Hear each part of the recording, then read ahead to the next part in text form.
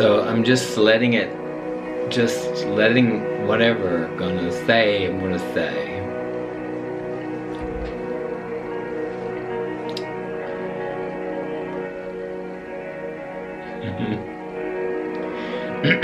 I'm in Mexico City, and today was my third day of creation. Third day. Yeah, it's Friday. I am in a whole new country.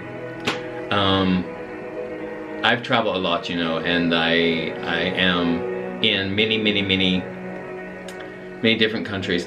But I've been back to all those countries, a lot of countries. So it's kind of rare that, in a way, that I have not been to some country before. I've never been to South America, so that's on my bucket list, I guess you could say, if I have one. I guess, so I'm here, and it's all new. It's like all new, and every time when I'm away from home, like, it's weird because I guess in a way it's like I travel.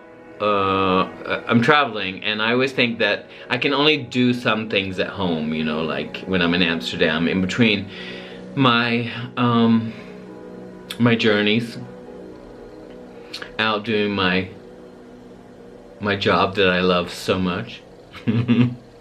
My work, it gives me so much pleasure, and so anyway, I can have like, I have a lot of things to do, and I often feel like that. I do often feel like that, but I know that I do them, and I'm 52 years old, and life is life is here, and I'm here, and I've made it work.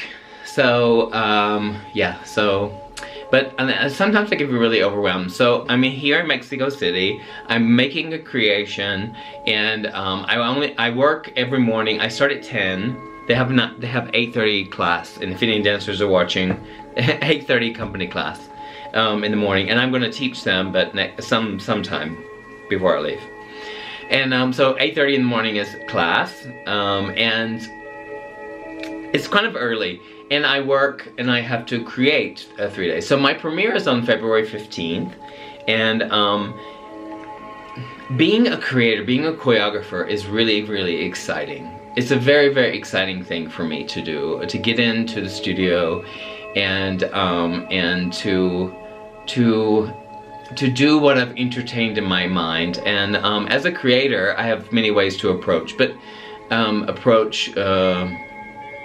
my work or something, but what I really like is that, and I'm being really obviously more open and honest about it, is that I am an intuitive person, and I create my works from my mind, and I have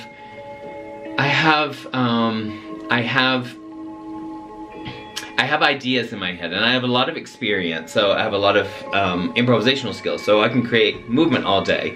And sometimes my mind is not me. Like, it's just not me. It helps me move from here to there, and you know, it like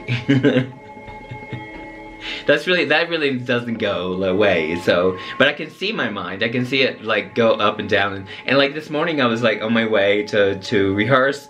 And I got to the studio, and they're still training, and they're doing about half an hour of class left, and I'm sitting there and I'm thinking, I don't know like what I'm gonna do. Like, I don't know, like I don't know. My mind is like saying, I don't know what you're gonna do, like da, da, da. But I know this tricky mind, and and I create like this. So that's what my mind says, and my mind just like so funny, like it's gonna like, you know, I'm not gonna be able to produce or something. I always produce. I always produce, and it's a miracle. It's like, and I say that in all humbleness, because something comes through me, and I don't judge it. So I don't judge it. Like I don't judge it.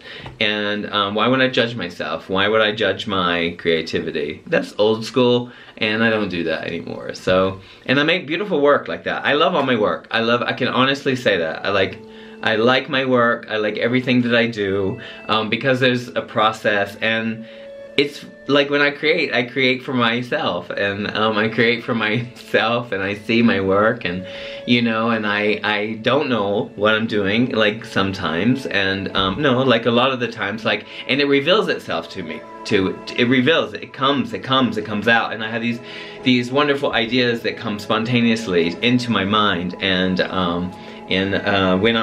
when I'm producing, and it'll say like, do this, make this, do this jeté, do this développé, do this thing, and sometimes I have a lot of like stuff in my head, so like it just pulls out, and I come up with these things, and I see it manifest in front of me, and it's like I can't explain what that is for me. It's like today I realized that my dream came true. Like when I was really little, when I first started ballet, 15, when I started, I always wanted to choreograph. So I was like, oh my god, I want to choreograph, I want to make steps. And so finally, you know, like I was looking out the window today here in the studio in Mexico City, and I was thinking, I am here creating a piece for I did this. I did it. My dreams came true, so I really certainly know that manifestations came true. Although it's like, I'm really grateful and humble because I'm doing what I love and what I do. So anyway, so that's part of my day too. And so there can be a lot of head activity, because sometimes I'm like, I used to be really ashamed just to say this out loud, because I wanted people to think something other than what I really is the truth. It's not like I'm this like great choreographer, and I thought about this, and I thought about the music, and that does happen like at times, but it's probably like 15–20% of the time. And most of my works are all created. Definitely the choreography, you know, I have some things that I do like repeat, but the choreography comes from me, I repeat from my pieces that I do.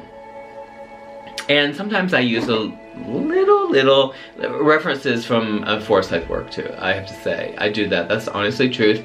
He used my steps when I was there, so, and I performed those. But only, like, it's only to generate the movement and get the because I like the flow of that. So that's there, that is there. That's what I'm experiencing during the day. And like also the same thing with music, I was just saying, is that I can never decide.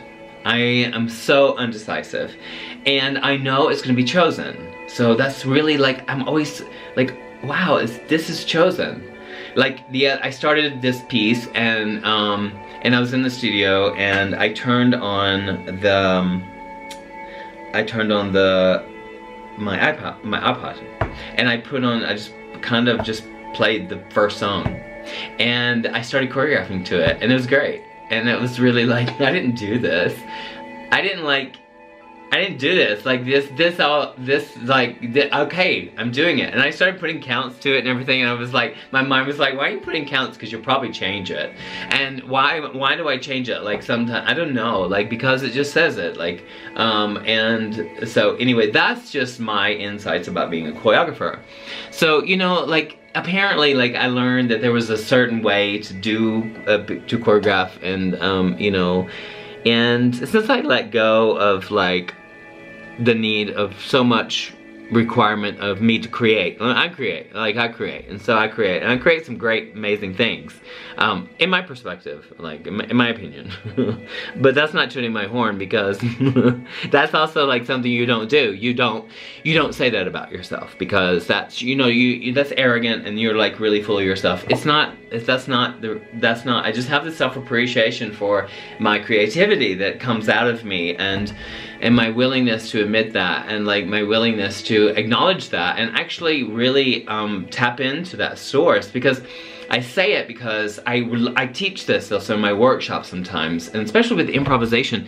You know, improvisation really gave me this big, I don't know, this big ability to tap into something that's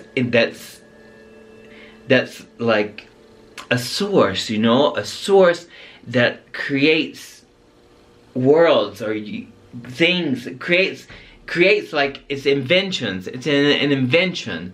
So my language, my things, my work, all of that is an invention of the source that's like I'm channeling and it comes through me, you know what I mean? And this is really like, it's such a beautiful experience to have that experience.